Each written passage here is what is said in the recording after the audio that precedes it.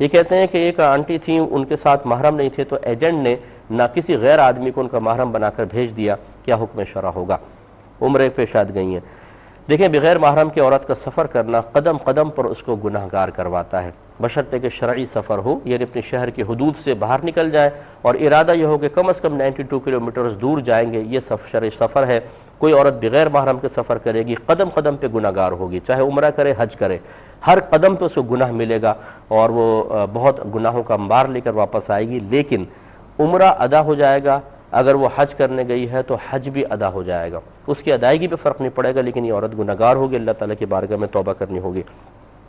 ایک انہوں نے کہا کہ ایام مخصوصہ میں قرآن کی آیات ہم بعض اوقات پڑھ کر اپنے شوہر وغیرہ پہ پھونک دیتے ہیں، وہ باہر جا رہے ہوتے ہیں تو کوئی صورتیں وغیرہ، تو کیا یہ صحیح ہے؟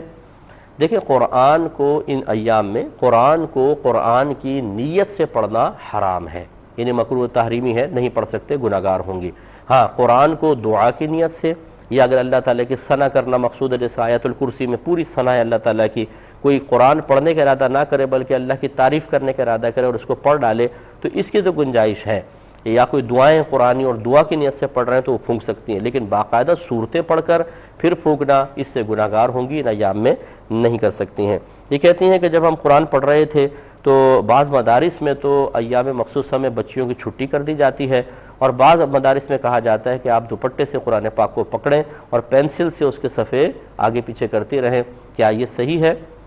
دیکھیں، جب حالت حیض میں کوئی بچی ہو تو اس میں قرآن زبان سے پڑھنا بھی حرام ہوتا ہے، اور اس کو بغیر جزدان کے چھونا بھی حرام ہے، ڈائریکٹ چھونا بھی حرام ہے، اور اپنے پہنے ہوئے لباس سے چھونا بھی منع ہوتا ہے، کیونکہ جب آپ لباس پہن لیتے ہیں تو گویا کہ وہ آپ ہی کا ایک حصہ ہوتا ہے، تو اس لیے اگر دوپٹے سے پکڑیں گی تو غلط ہوگا۔ ہاں، اگر علیحدہ ایک رومال لے لیں جو آپ نے اوڑھا نہ ہو، آپ کے لباس نہ ہو، اس رومال سے پکڑے تو ٹھیک ہے۔ دستانے بھی نہیں چلیں گے اس کے اندر، بعض لوگ دستانوں کا کہتے ہیں، دستانہ بھی ایک لباس بن جاتا ہے، جو آپ کے کسی عضو کو گھیر لے اس کو لباس کہتے ہیں، تو یہ لباس بن جاتا ہے اور اس سے بھی آپ نہیں پکڑ سکیں گے۔ ایک ہی کہتے ہیں کہ بعض اوقات ہم جو یہ گھر میں نیاز وغیرہ دیتے ہیں تو کھانا سامنے رکھ کر اس پہ قرآن پاک وغیرہ پڑھا جاتا ہے، بعض لوگ کہتے ہیں سامنے نہ رکھا کرو، یہ غلط ہوتا ہے، کیا حکم شرع ہوگا؟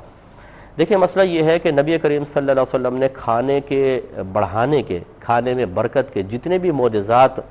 صحابہ کرام کے سامنے پیش فرمائے، ان میں اکثر یہی طریقہ کار رہا کہ سرکار نے کھانا سامنے رکھا اور پھر جو اللہ نے چاہا پڑھا، یقینی سی بات ہے پاکیزہ کلام ہی پڑھا ہوگا، اور پھر صحابہ سے فرمایا کھاؤ، تو 10 آدمیوں کو کھانا 100 کو، اور 100 کا کھانا 500 کو، اور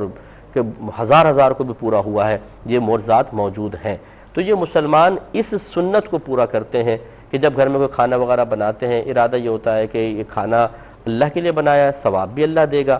اس کا ثواب فلاں بزرگ کو پہنچ جائے، تو پھر وہ نبی کریم کی سنت کے مطابق سامنے کھانا رکھ کے تھوڑا سا قرآن پاک وغیرہ پڑھ لیتے ہیں، تو جیسے اس کھانے میں برکت ہوئی تھی، امید ہوتی ہے کہ اللہ تعالیٰ اس میں بھی برکت پیدا فرمائے گا۔ اچھوں کی مشابہت بھی اچھی ہوتی ہے تو باعث برکت رہتا ہے۔